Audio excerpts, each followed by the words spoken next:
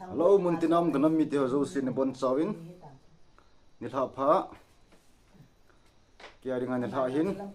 Dengan Lut Naul Kazana Salam Kain Bolkinin Tu Nilha Pha Nzong Pathenin Damna Phat Pha Ipi Nau Dikhonin Pakai Pathen Vahchoila Khana Saki Nuitin Themi Zong Dangna Ji Chun Muntinam Lesit Calling Yam Ganam Mitio Zosi Apa Chani Changei Malu na nai ta la Thanom ta ne bat pi thini bat pi wa ne bat chai pi wa ini ngai chai pi ki divin pakai minin ki tim ki nuvin sta la mins ku ki jelen gam blong a ko na jong tim ne le ni na sang pen hong kini kin hey ba kan sa de guys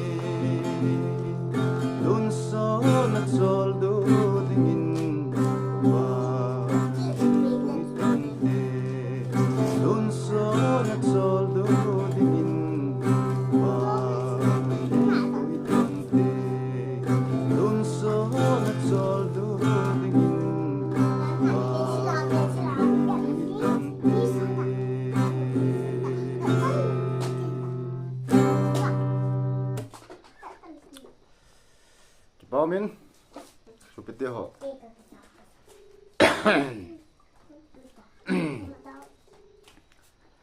Tun tha pha na Pakai Pathen Vahchoila sa nau ni chan chu ong hin tin Pathen in dam na phat phai pi wai le ni dang pha dang le tang le hila ki bol the janu tin bol ki du hin tin